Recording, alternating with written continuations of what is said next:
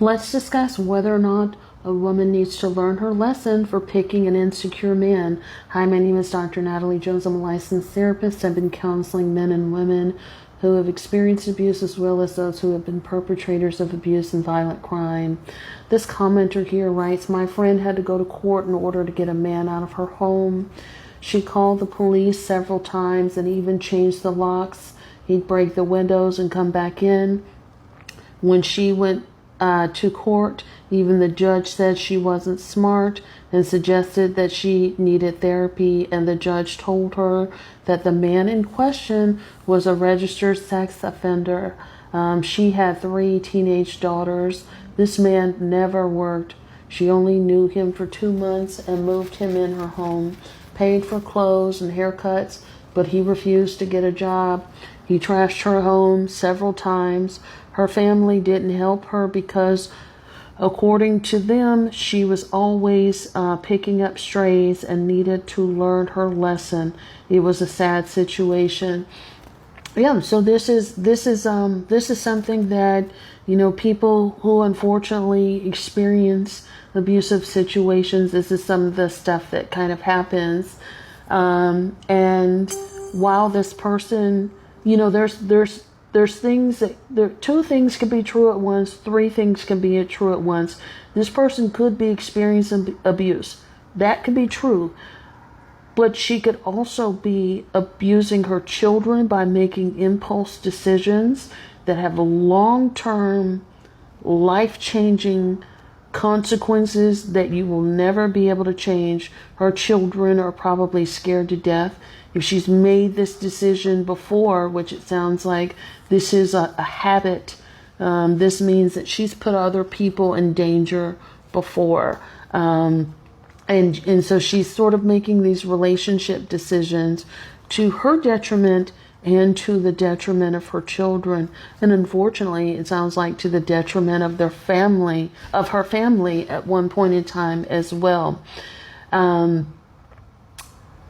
There are people that do get into abusive relationships, and it could be tricky to help people that consistently make bad decisions or yo-yo back and forth with bad decisions. So I'll give you, I've seen it. I've seen it a number of times, and I've worked with victims a long time. So I'm not trying to victim blame at all, but I am trying to paint a picture of realistically how things are sometimes. There are women and men who will put their children in danger. So I'll give you an example. I used to work at a domestic violence shelter years ago. And, when you first get to a shelter, I don't know if it's still the same way, but I know when you first got to the shelter, they take your phone away and, turn it off and all that kind of stuff. And then we get you acclimated and oriented to the shelter. After a certain period of time, you get your phone back.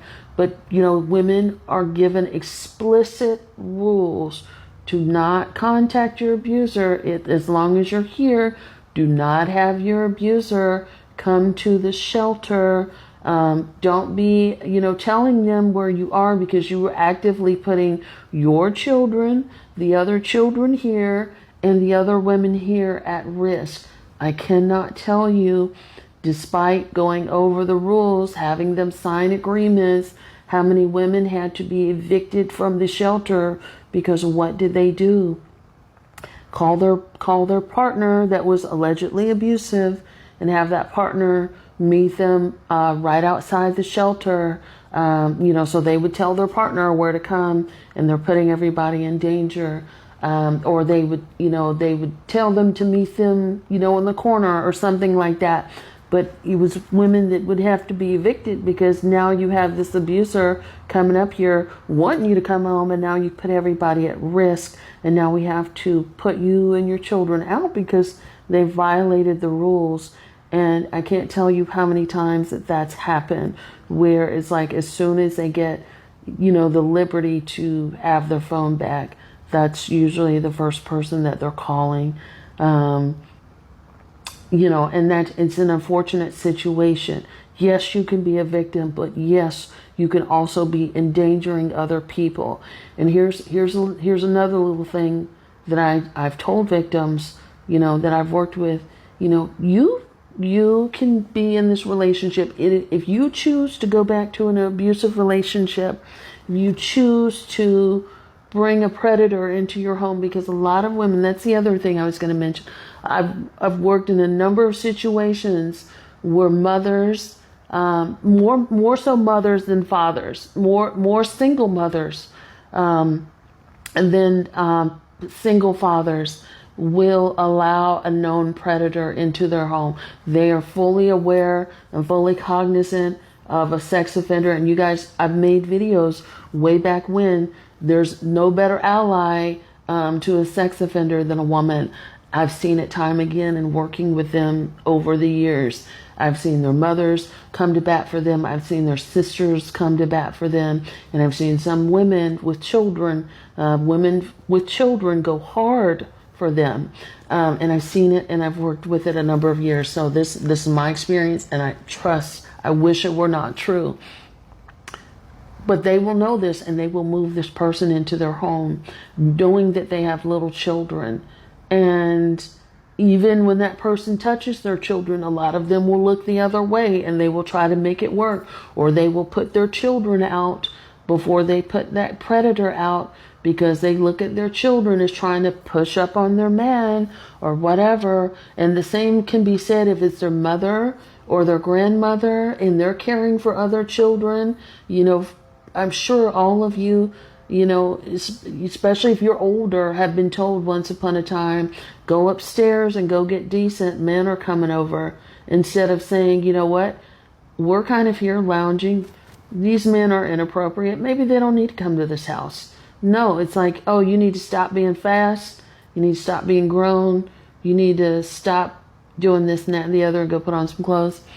So there's women that will do this. And people, you can make the choice to kind of go back and forth. And yes, I understand abuse dynamics, but when you're given safety, when you're given security, and a lot of times in the shelter, we were helping women with jobs and things like that and funding. So we were doing a lot of stuff, and my shelter had a lot of great funding and support from the community, especially from Starbucks and Panera Bread. So shout out to them, because they supported us a lot, which is why, despite everything going on, I still have a lot of respect for a lot of the community work that I personally did alongside it with them. But in spite of everything, there are people that will still struggle with that and struggle with boundaries. And sometimes, people aren't going to want to be there to catch you when you fall. So you have to be careful with that, and you have to be cognizant of that. They're also not obligated to do that either, unfortunately. And sometimes parents who do this will impair their relationship with their children. That's something that, once they do stuff like this, they can never get it back. Hopefully that helps. I know that there's probably going to be a lot of people that are upset with me about, some of the things I had to say, but, it's a tricky situation where you have multiple people that try to help, try to give you advice, and you go back and you allow certain characters in your home, especially when it's, repeated behavior. So this isn't the first character. That can be tough. Thanks so much.